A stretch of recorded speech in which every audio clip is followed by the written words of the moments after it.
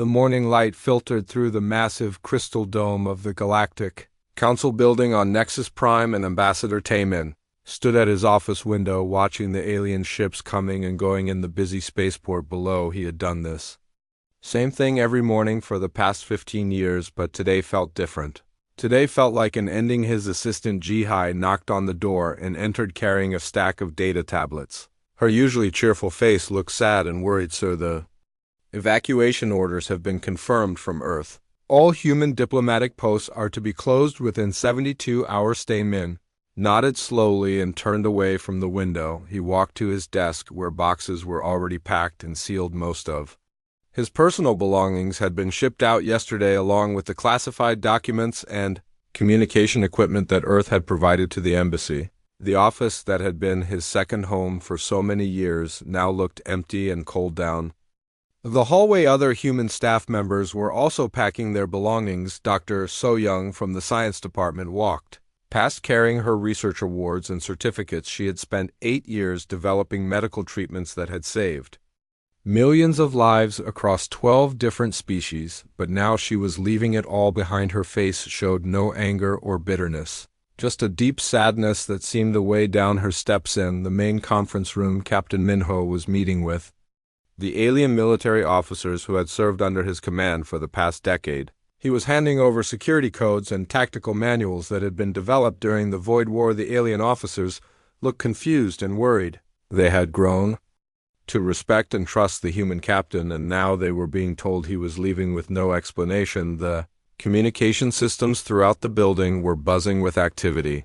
Messages were coming in from every corner of the galaxy asking what was happening and why the humans were leaving so suddenly.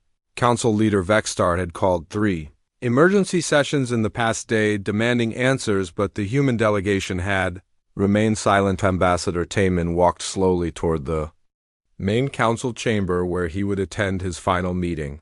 The hallways were filled with alien diplomats and staff members, all talking in hushed voices about the human departure. Some looked angry, others looked confused, and a few looked genuinely sad to see their human colleagues leaving. The council chamber was packed with representatives from over 200 different species. The massive room, with its towering walls and floating platforms, usually felt grand and impressive, but today it felt heavy with tension and uncertainty. Taemin took his seat at the human delegation table, where he had sat for countless meetings over the years. Council leader Vexstar called the session to order, and his voice echoed through the chamber. "Ambassador Taemin, the council demands an explanation for this sudden departure of your species. We have worked together for 50 years, building peace and prosperity across the galaxy. Why are you abandoning everything we have accomplished together?" Taemin stood slowly and looked around the chamber at all the alien faces staring at him. Some showed anger, others showed confusion, and a few showed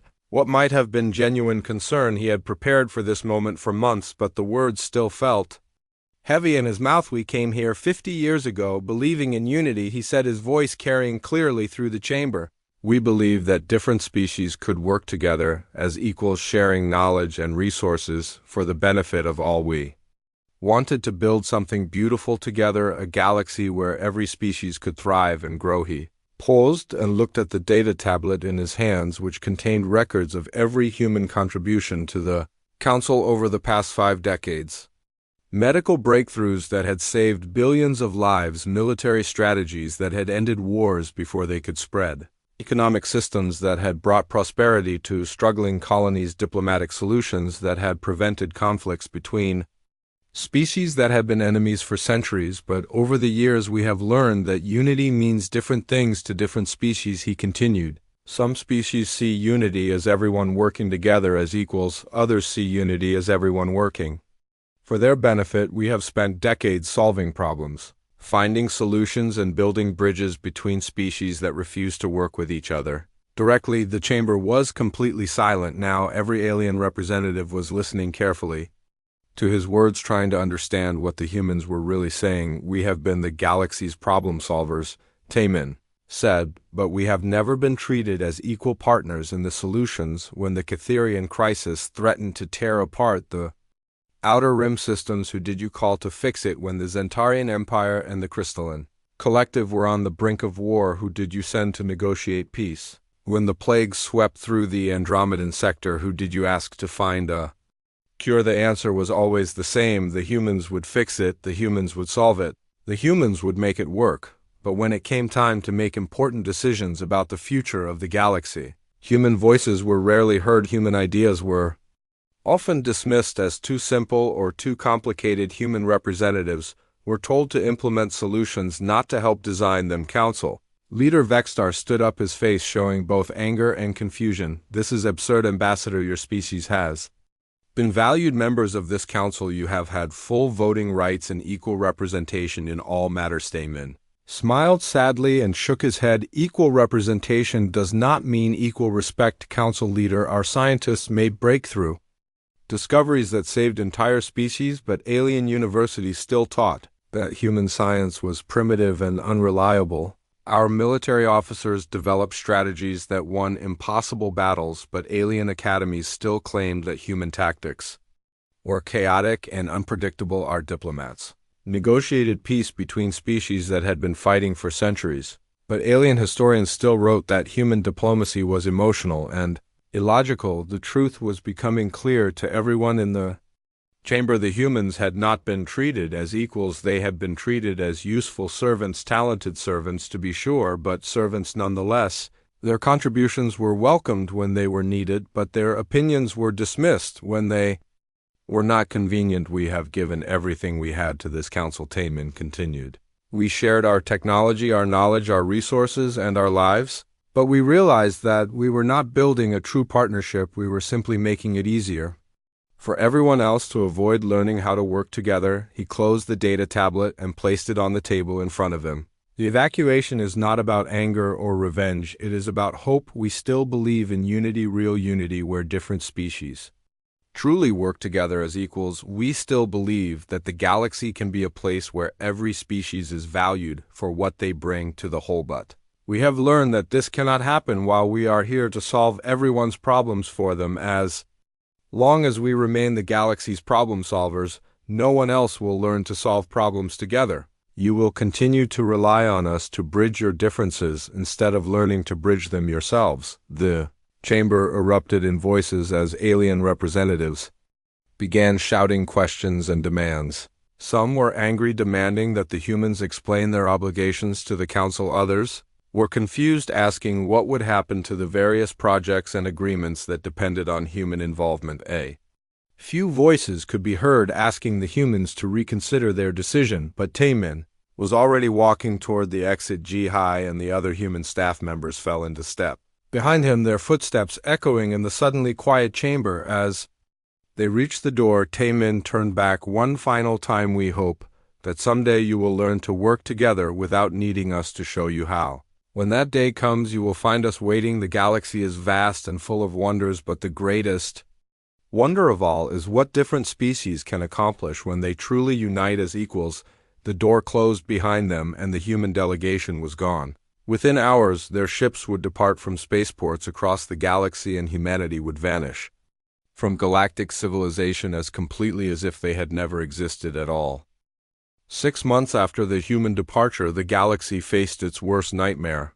The Void Hunters had returned from dark space after centuries of silence, and they were more dangerous than ever before. Deep space monitoring stations across the outer rim were reporting massive energy signatures moving toward populated systems. The ancient enemy that had nearly destroyed galactic civilization 500 years ago was back, and this time the galaxy was not ready. Admiral Kretak stood in the war room aboard the flagship Eternal Vigilance, watching the tactical displays show the approaching threat. The Void Hunters had been dormant for so long that most species had forgotten they existed. The younger generation of military officers had never seen combat against an enemy that could adapt and evolve its tactics in real time. The first battle took place in the Kepler system, where a small research colony had been studying ancient artifacts. Admiral Kretak had deployed the Third Fleet in standard defensive formation, exactly as the military manuals recommended. The ships formed a protective barrier around the colony while fighters patrolled the outer boundaries. It was a textbook defensive strategy that had worked against conventional enemies for centuries, but the Void Hunters were not conventional enemies. Their ships appeared out of nowhere using stealth technology that made them nearly invisible until they opened fire. The alien vessels moved in patterns that seemed to defy physics, twisting and turning in ways that should have been impossible. The Council fleet tried to respond with coordinated firing solutions, but their targeting systems could not lock onto the enemy ships. Within 2 hours, the Third Fleet was destroyed. The Void Hunters had torn through the defensive formation like it was made of paper, leaving nothing but wreckage and escape pods drifting in space. The research colony was evacuated just before the alien ships arrived and began systematically destroying every structure on the planet. Admiral Kretak reviewed the battle recordings with growing horror. The Void Hunters had anticipated every move his fleet had made. It was as if they had known exactly what tactics the Council forces would use and had prepared counters for every strategy. The enemy ships had attacked at precisely the right moments to cause maximum damage. While taking almost no losses themselves, Captain Yomura arrived in the war room carrying a data tablet filled with historical records. Admiral, I have been reviewing the archives from the last Void Hunter invasion 5 centuries ago. The records show that conventional military tactics were completely ineffective against these enemies. Every battle fought using standard formations and strategies resulted in defeat. The captain pulled up battle reports from the ancient war showing defeat after defeat until human military advisors had been brought in to develop new strategies. It was Captain Minho who had developed the chaos formation tactics that had finally turned the tide. Against the Void Hunters, his strategies had been based on unpredictability and constant movement, making it impossible for the enemy to anticipate what the Council forces would do next. But the alien military academies had dismissed these tactics as dangerous and unreliable. They had taught that warfare should be orderly and predictable with clear chains of command and coordinated movements. The idea of allowing individual ship captains to make tactical decisions in the middle of battle was considered primitive and chaotic. Admiral Kretak felt a cold certainty settling in his chest. All of our successful anti-void strategies were developed by humans, he said quietly. Every technique that worked against these enemies came from human tactical thinking.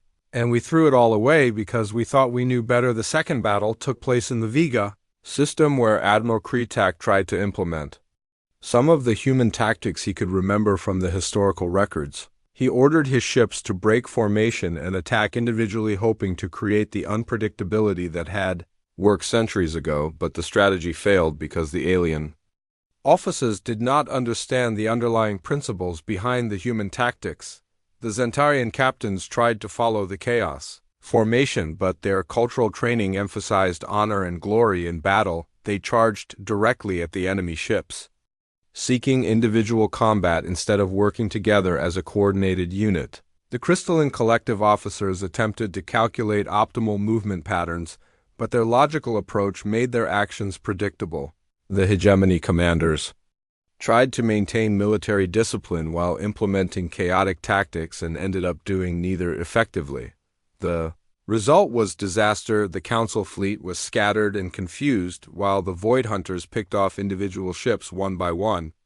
The enemy had evolved during their long sleep, and their new technologies seemed designed specifically to counter every defensive strategy in the Council databases. Dr. Nari had been monitoring the battles from her research station in the frontier regions. She had spent years studying the Void Hunters as part of her xenobiology research, and she understood something that the military commanders did not. The enemy ships were not just using advanced technology, they were using psychology. The Void Hunters had learned to read the tactical patterns of different species and predict their responses. The Zentarians always prioritized honor over strategy. The crystalline collective always chose logical solutions over creative ones. The hegemony always maintained rigid command structures even when flexibility was needed.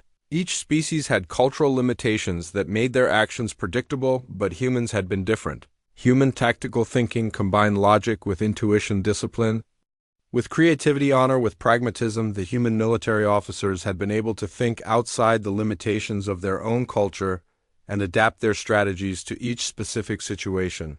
This unpredictability had been the key to defeating the Void hunters centuries ago. Now the enemy had adapted to fight every species except the ones who were no longer there. The Void Hunters had prepared counters for every conventional strategy, but they had not expected to face human tactics again because they had not known that the humans had left as the invasion continued. System after system fell to the Void Hunters. The enemy ships seemed to know exactly where the Council fleets would be and what they would do. Their attacks were perfectly timed to exploit the weaknesses in each species' military doctrine. The proud Zentarian Navy, with its emphasis on individual glory, was torn apart by coordinated enemy strikes. The logical crystalline collective fleet was outmaneuvered by enemy tactics that made no sense according to their calculations. The panic spread through the council chambers as representatives realized that their combined fleets were powerless against the returning threat, species that had criticized human military strategies for decades were now desperately searching through historical archives, looking for any human tactical manual that might help them survive. Council leader Vexstar called an emergency session where military leaders from across the galaxy gathered to share their failures. Every species had tried to implement human strategies, but none of them understood the thinking behind the tactics. They had memorized the movements without understanding the principles. They had copied the formations without grasping the philosophy. We treated their military genius as primitive chaos, one admiral admitted. We thought we could improve on their strategies by making them more organized and predictable, but that was exactly what made them work. They were unpredictable. Terrible truth was becoming clear. The humans had not just been good at solving military problems. They had been good at thinking in ways that other species could not. Their ability to combine seemingly contradictory approaches had been the key to their success, and now that they were gone, the galaxy was defenseless against enemies that had learned to exploit the predictable nature of alien thinking. As the Void Hunters continued their advance toward the core systems, the Council faced a horrible realization. They had dismissed human contributions as inferior to their own sophisticated approaches, but in reality their sophisticated approaches had been inferior to human adaptability. They had traded away their best defense against the galaxy's greatest threat because they had been too proud to admit that humans might know something they did. Not. The domino effect was accelerating. Every system that fell made the next one harder to defend. Every defeat weakened the Council's ability to mount an effective resistance, and somewhere in the darkness between galaxies, the humans were building something new while the civilization they had helped create crumbled without them. The truth came from the most unexpected source. Dr. Nari had been silent since the human departure, working alone on her research station in the frontier regions, studying primitive civilizations that most species had forgotten existed. She had dedicated her life to understanding how different cultures developed and interacted, but now she was about to reveal something that would shake the Council to its foundation. The message arrived on a single transmission burst, sent simultaneously to every major communication hub in the galaxy. The encryption was simple, but the content was devastating. Dr. Nari appeared on screen looking tired and sad as she prepared to deliver the most important lecture of her career. My fellow council members, she began, I have spent the last year reviewing 30 years of research data that I collected while studying cultural interactions across the galaxy. What I discovered will explain why humanity left and why we are now facing the collapse of our civilization. The recording showed complex charts and graphs displaying social interaction patterns between different species over the past 5 decades. The data revealed something that had been hidden in plain sight. The galaxy's various species had been unconsciously manipulating humanity using their problem-solving abilities while systematically excluding them from real decision-making power. Dr. Nari's research had started as a simple study of how different cultures adapted to working together, but over the years she had noticed disturbing patterns. Every time a crisis arose, the same thing happened. The alien species would debate and argue among themselves until the situation became desperate. Then they would turn to the humans for solutions.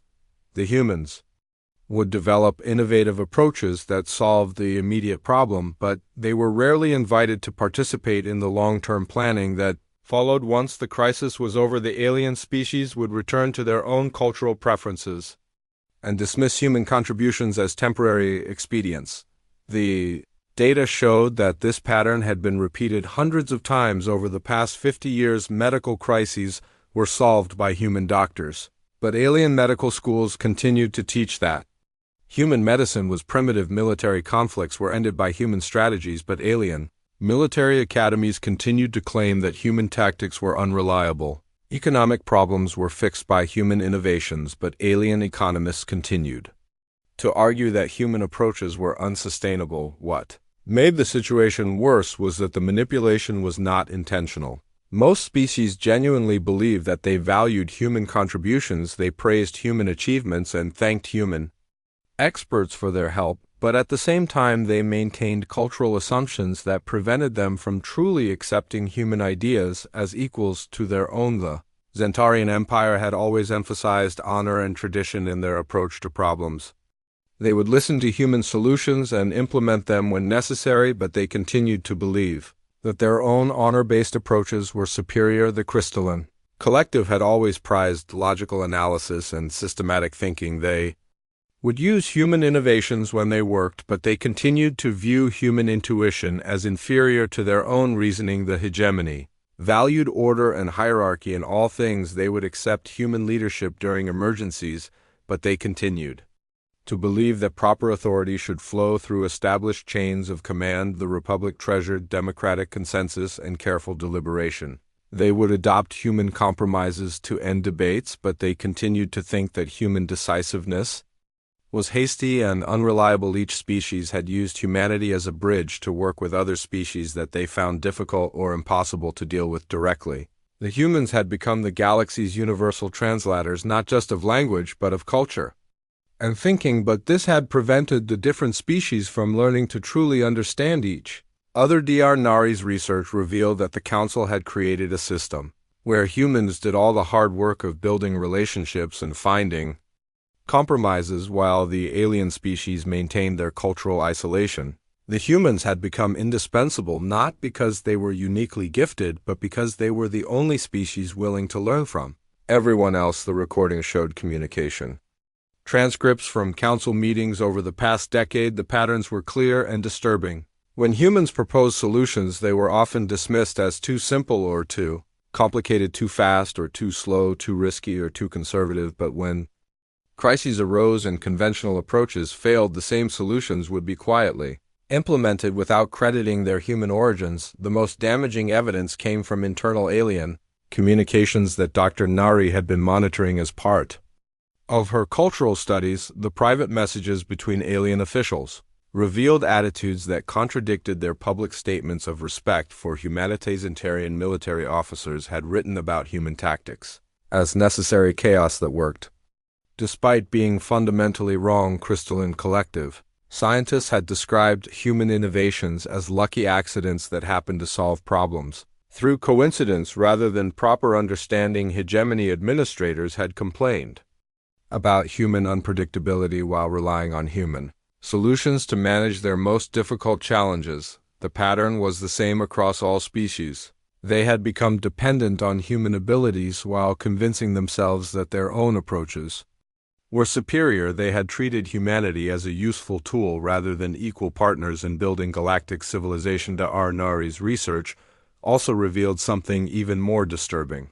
The humans had been aware of this treatment for years. They had tried repeatedly to address the issue through diplomatic channels and cultural exchange programs, but their efforts had been dismissed as human sensitivity or misunderstanding of alien intentions. The final section of Dr. Nari's message contained recordings of private human conversations that she had been monitoring as part of her research. The human officials had been discussing the situation among themselves with growing frustration and sadness. They had not left in anger but in disappointment. They had realized that the other species would never truly accept them as equals no matter how much they contributed. Ambassador Taemin's voice could be heard in one recording saying, "We have given everything we have to this galaxy and we would gladly give more, but we cannot force other species to respect us as equals. We can only hope that someday they will learn to work together without needing us to show them how." The revelation shattered what remained of the Council's unity. Species that had worked together for centuries began questioning every relationship, every treaty, every shared decision. They realized that their entire civilization had been built on a foundation of unconscious exploitation of human abilities. The Zentarian Empire discovered that their proud military traditions had been dependent on human tactical innovations that they had never acknowledged. The crystalline collective realized that their advanced technology had been built on human insights that they had dismissed as primitive. The hegemony found that their efficient administration had relied on human solutions that they had never properly credited. Worst of all, they realized that the humans had been trying to teach them how to work together without human mediation, but the alien species had been too proud to learn. They had preferred to maintain their cultural superiority while relying on human abilities to solve their problems. The economic networks had failed because the aliens had never learned to build the relationships that made trade possible. The military strategies had failed because the aliens had never understood the thinking that made human tactics work. The diplomatic efforts had failed because the aliens had never developed the flexibility that made human negotiations successful. As the Void Hunters continued their advance toward the core systems, the Council faced the most painful truth of all. They had not just lost their best problem solvers, they had lost the species that had been trying to help them become better problem solvers themselves. The humans had been attempting to build a galaxy where every species could contribute their unique strengths, but the aliens had been too blind to see what they were being offered. Dr. Nari's final words were delivered with quiet sadness. The humans left because they realized that we would never learn to truly cooperate while they were there to do the cooperating for us. They gave us the greatest gift possible, the chance to discover our own ability to work together, but we were too proud to accept it. The transmission ended, leaving the Council to contemplate the magnitude of their failure. They had spent decades criticizing human approaches. While being completely dependent on human support, they had treated the galaxy's most valuable partners as useful servants. And now they were paying the price for their arrogance. The terrible revelation was complete. The Council had destroyed the very thing that had made their civilization possible, and now they were watching everything they had built crumble without the human ability to hold it together. 3 months had passed since the humans left, and the galaxy felt different. Commander Rickstar of the Galactic Defense Force stood in the command center on Nexus Prime, staring at the holographic display that showed the Outer Rim territories. The red warning lights were flashing across 17 different systems, and the reports coming in were all saying the same thing. The Catherian rebellion had begun. The Catherians had been unhappy with the Council for decades, claiming that their mining rights were being violated and their workers were being treated unfairly. For years, human diplomats had managed to keep the peace by finding creative solutions that satisfied both sides. Ambassador Taman had spent countless hours negotiating agreements that gave the Catherians more autonomy while keeping them within the Council framework. But now there were no human mediators, and the old grievances had exploded into open warfare. Admiral Kretak entered the command center carrying a data tablet filled with battle reports from the front lines. His face showed the strain of the past week as rebel forces had launched coordinated attacks across multiple systems. The situation is deteriorating rapidly, Commander. The rebels are using guerrilla tactics that our traditional forces cannot counter effectively. They strike quickly at our supply lines and communication hubs, then disappear before our ships can respond. The Admiral pulled up tactical displays showing the rebel attack patterns. The red dots marking enemy positions seemed to appear and disappear at random, making it impossible to predict where they would strike next. This is not how warfare is supposed to work, he muttered. Our military doctrines are based on large fleet engagements and defensive positioning.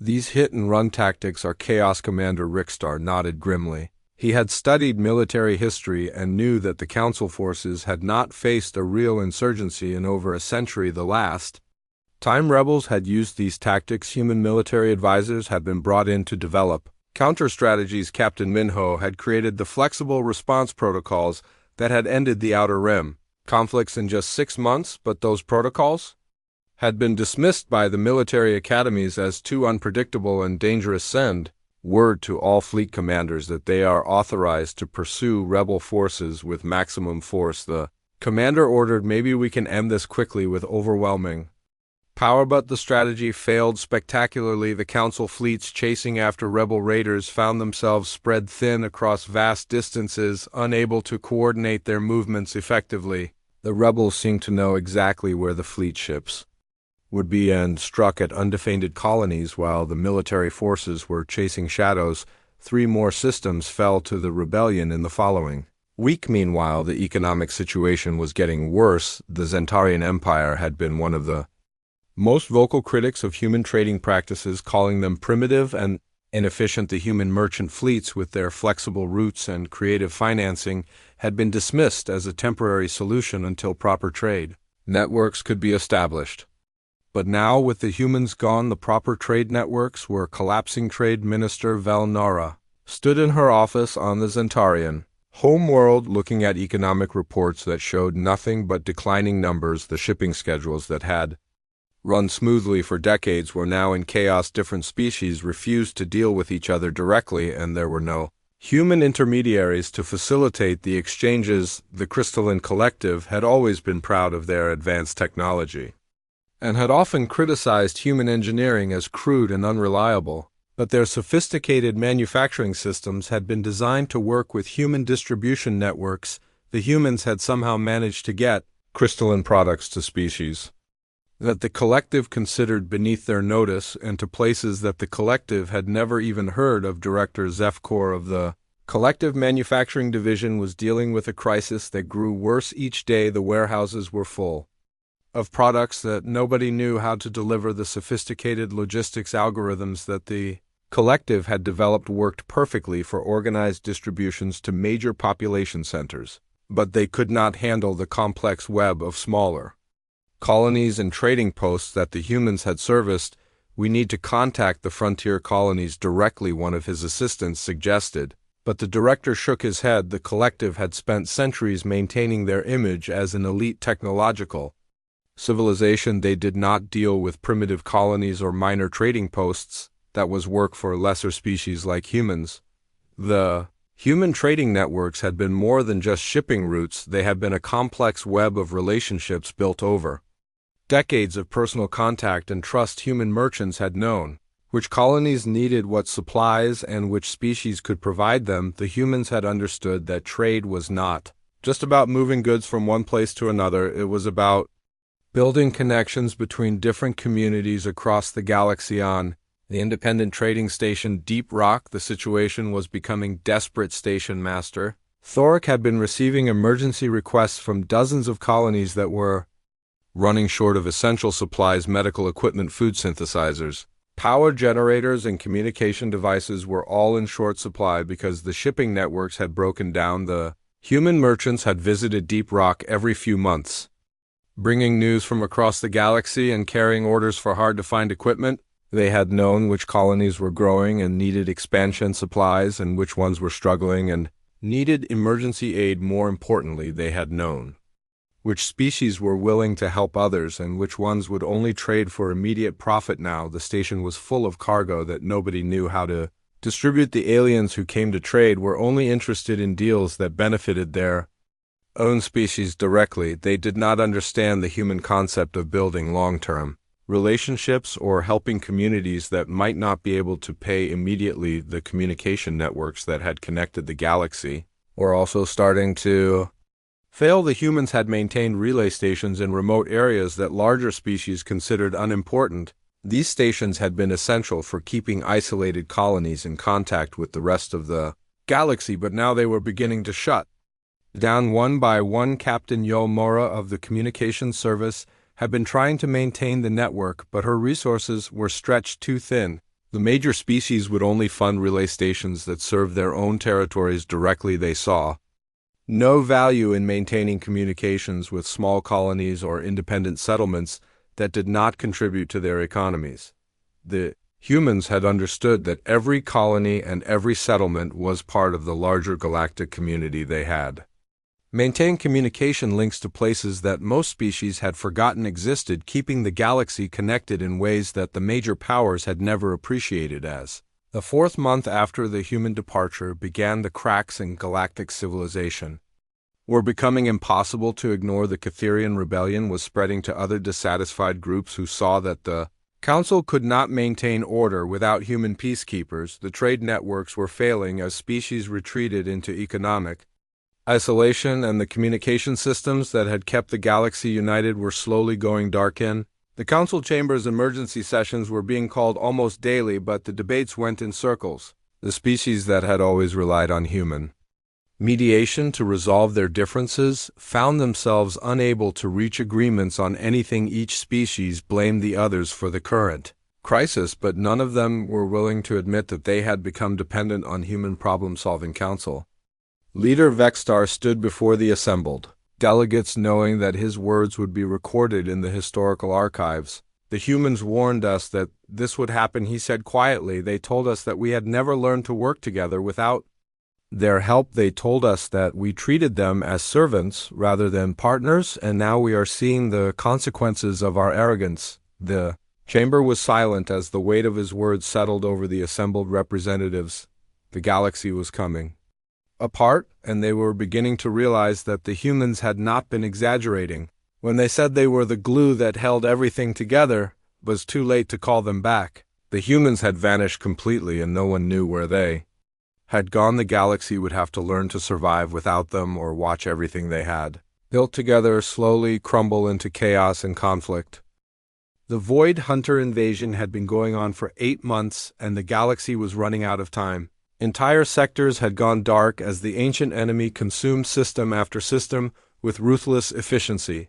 The Council's military forces were in complete disarray, and panic was spreading through every populated world. The desperate search for humanity had become the galaxy's top priority. Ambassador Yomara stood on the bridge of the exploration vessel Deep Seeker as it approached the coordinates of the last known human colony. The ship had been traveling for 3 weeks through the Outer Rim territories, following every lead and rumor about human settlements. The crew was exhausted and the ship's supplies were running low, but they had to keep searching. The colony world of New Terra had been one of the largest human settlements, with over 2 million residents and a thriving agricultural economy.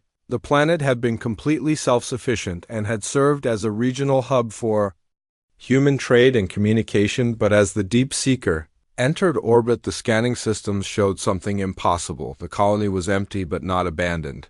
The cities were intact and the power systems were still running. The agricultural zones were still producing food and the communication networks were still active, but there were no human life signs anywhere on the planet. The entire population had simply vanished without leaving any trace of struggle or destruction. Landing parties spread out across the major cities and found them in perfect condition. The homes were clean and well maintained, as if their owners had just stepped out for a few minutes.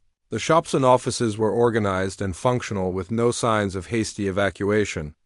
Personal belongings were still in place, including valuable items that would not have been left behind in an emergency. In the Colonial Administration building, Ambassador Yolmara found a message crystal addressed to any council representatives who might visit. The holographic recording showed Governor Teho, a human administrator who had served on New Terra for over 20 years. His image appeared calm and sad as he delivered his final words to our alien friends who may find this message.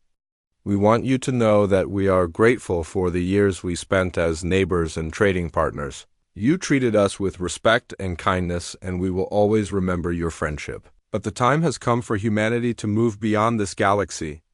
We have found a new home among the stars where we can build the future we have always dreamed of. The message continued with practical information about the colony's infrastructure and resources.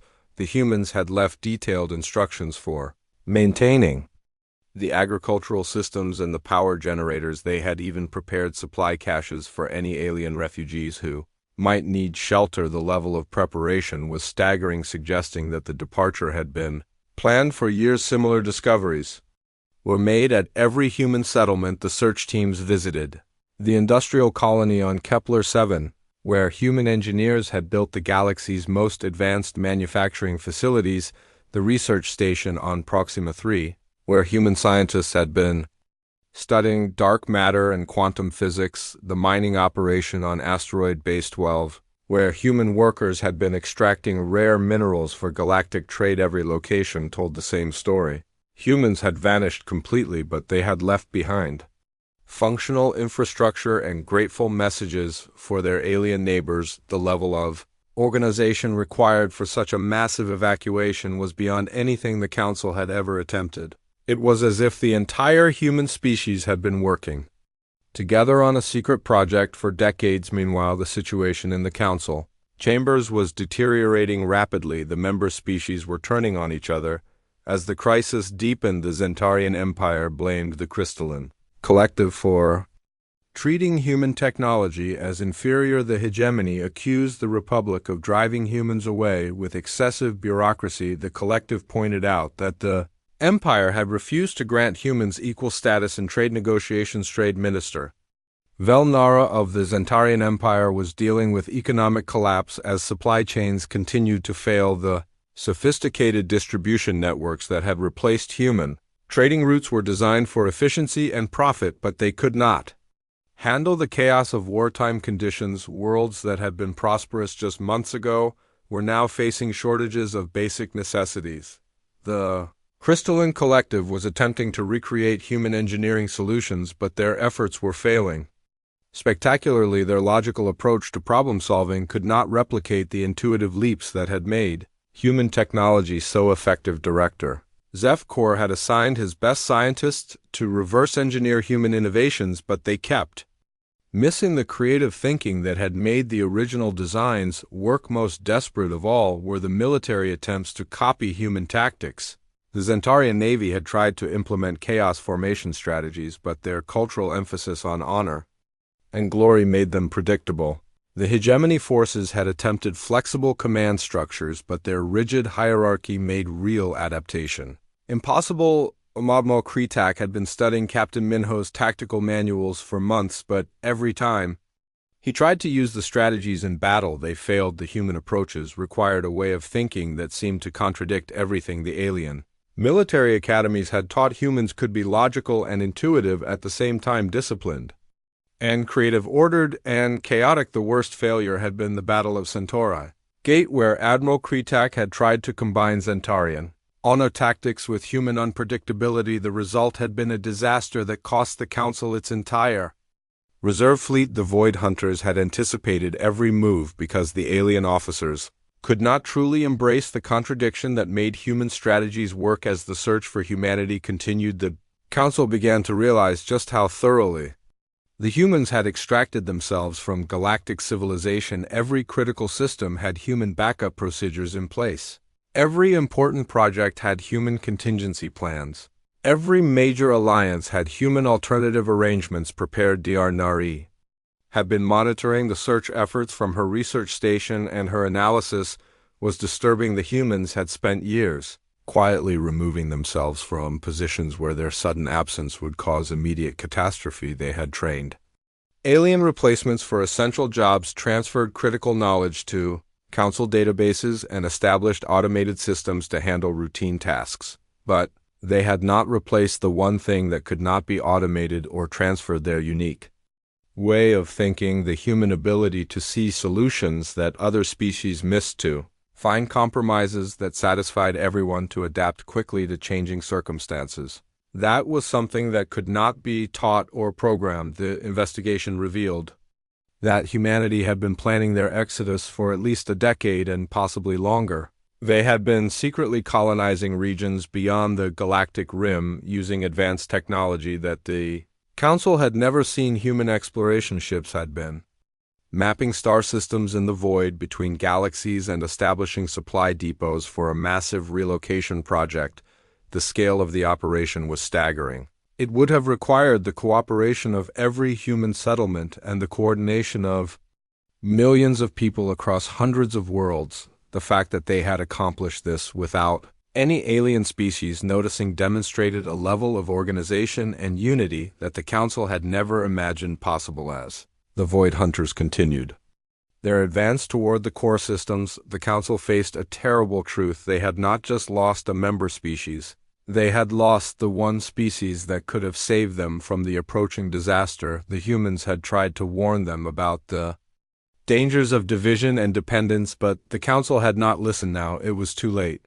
The galaxy was fracturing under the pressure of invasion and economic collapse. The great civilization that had been built over centuries was crumbling without the human ability to hold it together, and somewhere in the darkness between galaxies, humanity was building something new, while the species they had tried to help learned too late.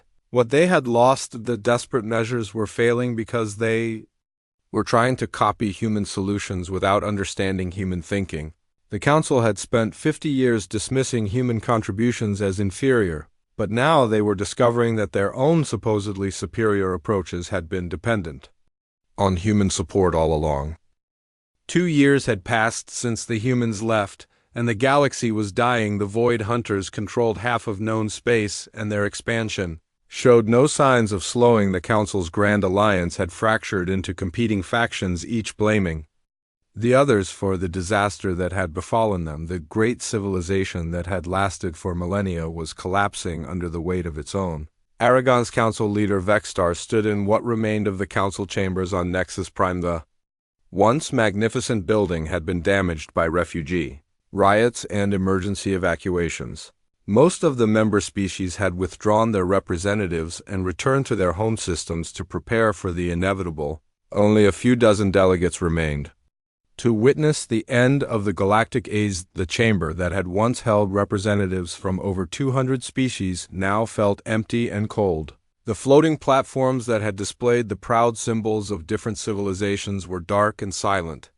The holographic displays that had shown the wonders of galactic civilization now showed only the advancing red markers of the void. Hunter invasion. Vexstar looked out at the remaining delegates and began the speech that would be remembered as the final address of the Galactic Council. We are gathered here today to acknowledge what we have become and what we have lost. We called ourselves the Guardians of Galactic Civilization, but we were only its destroyers. The words echoed in the nearly empty chamber as the few remaining representatives listened in silence. The Zentarian Empire had fallen 3 months ago, their proud fleets destroyed by enemies they could not understand. The Crystalline Collective had retreated to their core worlds, where they were trying to build defenses based on logic against enemies that defied all logic. The hegemony had dissolved into chaos as their rigid hierarchy collapsed under the pressure of constant crisis. We called them primitive. Vexstar continued, his voice heavy with regret. We used their gifts while dismissing their wisdom. We treated them as junior partners in a civilization they had largely built. They solved our problems, mediated our conflicts, and built the bridges that connected our different worlds, but we never truly accepted them as equals. Of the historical records were clear now that it was too late to change anything. The humans had been the galaxy's social fabric, the invisible threads that held different species together. They had not just been good at solving problems, they had been good at helping other species learn to solve problems together. But the Council had been too proud to learn. The economic collapse had been total. The sophisticated trade networks that had replaced human commerce had failed because they were based on profit and efficiency rather than relationships and trust. The alien species had spent decades criticizing human trading practices as primitive, but those practices had been built on understanding that commerce was about building communities, not just moving goods. The military disaster had been even worse. The Void Hunters had evolved during their long sleep, and their new strategies were designed to exploit the predictable nature of alien military thinking. Every species had cultural patterns that made their tactical decisions predictable, but humans had been able to think outside those patterns. Their ability to combine contradictory approaches had made them unpredictable in ways that confused and frustrated enemies. Now, the galaxy faced enemies that had learned to anticipate every conventional strategy. Every battle fought using alien military doctrine resulted in defeat because the Void Hunters had prepared counters.